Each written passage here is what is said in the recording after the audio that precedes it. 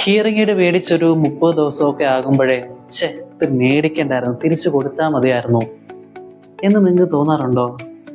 This always happens because നിങ്ങളുടെ expectation അത്രയും high ആയിട്ട് വരാനുള്ള സാധ്യത കാരണമാകാം.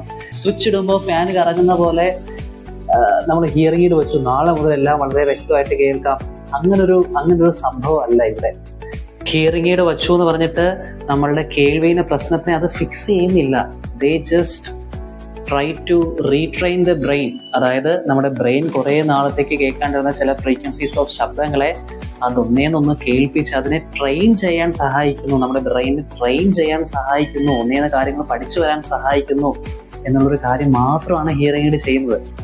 ഹിയറിംഗ് എയ്ഡ് പുതുതായിട്ട് വയ്ക്കുമ്പോൾ സൗണ്ട് ഭയങ്കര നാച്ചുറൽ ആയിട്ടല്ല, ഭയങ്കര ആർട്ടിഫിഷ്യലായിട്ട് ഭയങ്കര ഷാർപ്പായിട്ടൊക്കെ കേൾക്കുന്നു എന്നുള്ളതിനർത്ഥം does it mean that hearing aid failed, hearing aid മോശമാണെന്നാണോ അതിനർത്ഥം?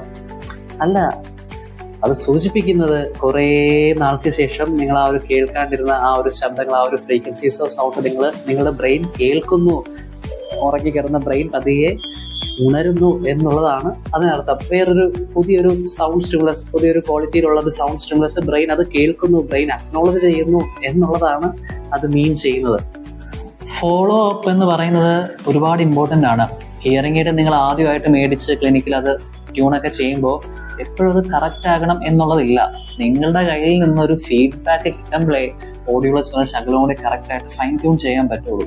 അപ്പോൾ നിങ്ങളത് ഹിയറിംഗ് എയ്ഡ് മേടിച്ചതിന് ശേഷം വീണ്ടും ഫോളോ അപ്പ് ചെയ്യുന്നില്ല എന്നുണ്ടെങ്കിൽ നിങ്ങൾക്ക് തോന്നുന്ന ബുദ്ധിമുട്ട് അത് അങ്ങനെ തന്നെ സസ്റ്റെയിൻ ചെയ്യും എന്നുള്ളതാണ്. അപ്പോൾ ഫീഡ്ബാക്ക് പ്ലസ് ഫോളോ അപ്പ്, നിങ്ങൾക്ക് തോന്നുന്ന ബുദ്ധിമുട്ട്, കൺസേൺസ് കറക്റ്റായിട്ട് കൺവേ ചെയ്താൽ മാത്രമേ ആ ഒരു ഓഡിയോളജിന് ശകലവും കൂടി അത് കറക്റ്റായിട്ട് ഫൈൻ ട്യൂൺ ചെയ്യാനും പ്രോഗ്രാം ചെയ്യാനും ഒക്കെ പറ്റത്തുള്ളൂ. നിങ്ങളെടുത്ത തീരുമാനം തെറ്റായി പോയി എന്ന് തോന്നാൻ കാരണം ഹിയറിംഗ് എയ്ഡ് മോശമായത് കൊണ്ടല്ല. ചിലപ്പോൾ നിങ്ങൾക്ക് ഇതിൻ്റെ ആ ഒരു റീഹാബിലിറ്റേഷൻ പ്രോസസ്സ് എങ്ങനെയാണ് എന്നുള്ളത് മനസ്സിലാകാത്തത് കൊണ്ടുമാകാം. സോ നിങ്ങൾ ആ ഒരു ഹിയറിംഗ് കൺസൾട്ടേഷൻ ചെയ്യുമ്പോൾ എന്താണ് ആ ഒരു പ്രോസസ്സ് എന്താണെന്നുള്ളത് കറക്റ്റായിട്ട് ഓഡിയോളജിസ്റ്റുമായിട്ട് ഡിസ്കസ് ചെയ്യാം.